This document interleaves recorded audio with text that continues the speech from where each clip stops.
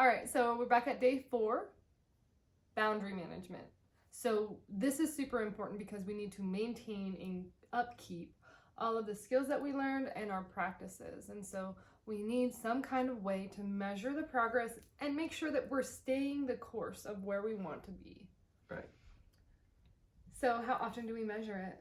I think it depends on the individual, but for me, it's usually kind of, I don't want to say seasonal as in, every 3 months, but like, when I go through a period and maybe it went fast, I'll have to sit down and reflect on it. So maybe every week, you could do 3-day periods, or you can set a schedule where if you're the type of person that really won't do it unless it's in your calendar, but instead of flipping on your phone one time or, watching TV at night, do your best to find a consistent time to do it. And then the best way to do it for me and for both of us, I think, is to set a goal either far in the future or, a week in the future or whatever, for one of your weaknesses to improve, and for maybe certain teammates that you want to fill certain needs for you, and then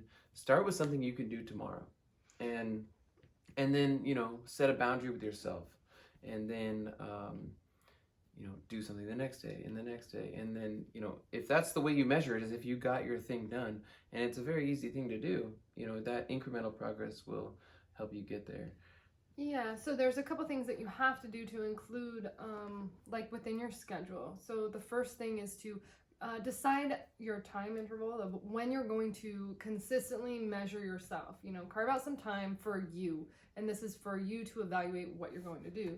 The second one is set goals. Decide what goals are important to you. And then when you set those goals, you have to come up with small tasks, bite-sized pieces, so that you can start making progress, you can measure your progress, feel good about your progress. And then, what's important is that, at the end, anywhere in between, naturally, you'll probably start to do this if you're doing the work about values and priorities and identity, but you'll need to link your goal to the future self and the version that you hold in the highest level of yourself. Right. So this wonderful person in the future that I want to become, and all the things I want to attract and give, what does that person have that I want or that I don't have? And then I pick a goal or a trait about that, and then I create stepping stones to reach that, and then I link that goal ultimately to my values and my identity and what I give, and I just link meaning to it. Right. And that creates the motivation or the inspiration to achieve it.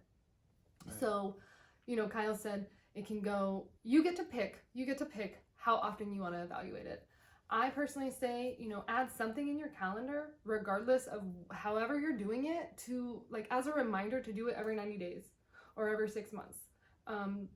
Once a year is too long. It's really too long, especially now when you're just breaking through the momentum of building all of this energy. You want to keep it. Weekly is good. So sit down and you start to create your own system of measurement. You can use other people's templates, but then you get to decide and know yourself and trust yourself enough to figure out if you are called to do something else a little bit more. Like maybe you're called to make more goals in your family relationships, or maybe you're called to make more goals in your business relationships, or just a skill that you're learning for business. It's up to you to decide that. Or you can have a goal in each area of your life.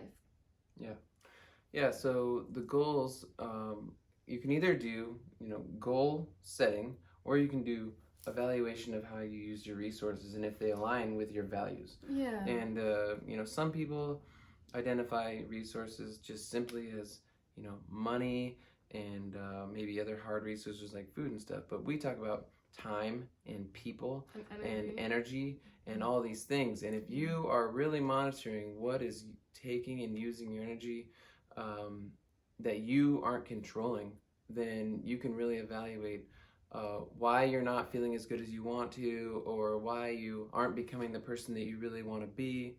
And where the boundaries need to go. Right. Where the boundaries need to go. And I think the main difference between your resource management is and my goal setting is there are two different ways to achieve a measurement of system. or a system of measurement, but one is kind of like evaluating the past, looking at past behavior, or like the weekly behavior, like what did my actions do to align with it. And the goals is kind of like forward thinking, kind of creating this inspiration to make changes. And so, you know, it depends on like the way your brain and the way you operate, but there's quite a bit of room. You can have a combination of both, Yeah, too. it probably should be. And a we combination. do. Yeah, We tend to do, and it's very fabulous to have someone to discuss your systems with, you know, and you don't have to call them that. We just have, you know, our own language. But we sit down and we talk about our resources regularly, and our boundaries with them, and where our goals are at, and what we need to shift in order to be in more of alignment with that. Right, and then why we're doing that, so that each of us can be on the lookout for new opportunities and new ways to think about things, and trying to kind of keep leveling ourselves and the people around us up by, you know, bringing and keeping that energy. Yeah, I mean, having an open mind is necessary to seeing things, because ultimately what we want is a need or something we value to be met, and so it doesn't always show up in the way you're thinking. Right. Which is why it's important to know why you want the things you want, so that when it gets presented that still feeds the why, you're like, yes, it's opportunity to abolish that limiting belief that's attached to it. So we talked about, you know, almost everything, except what are the areas that we're reevaluating on a constant basis? Oh, we're evaluating our resource management, and how we're setting our goals and why. And like, so we want to just look at, if we don't have goals set, we can do resource management. If we do have goals set, then we can look at how our behavior over, you know, the past, or how we want our behavior in the future to align with those goals. And then specifically, we want to break down, almost as different roads that lead to those, our self-esteem, how we're choosing to interact with people as well. Right. The quality of our interactions with people. You know, was our time used appropriately? Do we make time for ourselves? Did we maintain our physical health? You know, that's something we haven't talked about a lot. We both tend to value pretty highly, and you know, I don't think a lot of people understand the value of those things when it comes to your mental health as well. Yeah, and just the energy, the state of energy that you're living in. And so this is a very proactive way, but necessary way to you know, maintain and make consistent progress on anything. I mean, no matter what you're doing, you need some sort of way to measure it, because we need the endorphins of accomplishing something for us to do it again. I mean, you just said it about the brain. We get rewards. Yeah. When you do any one thing too often, you end up needing more to get the reward.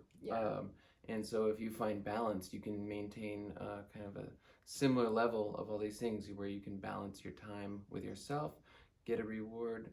You know, exercise, the same thing. You know, people who spend an hour to 2 hours in the gym every day, you know, become basically, I don't want to use the word addicted, but obsessed with it, because they are craving that. They want more of that hormone, or endorphin, or whatever it is. And so we, as you know, humans, have the ability to manage. You know, when we're like, well, if I do this too much more, you know, if it's too good to be true, it probably is. That's true for a reason, you know. Yeah. So it comes back to like just balancing our hormonal input, which stimulation. And we're in control of it, so that's great. Yeah. Right. So I think we covered all of it. Yeah, I think so. Okay, we'll see you tomorrow.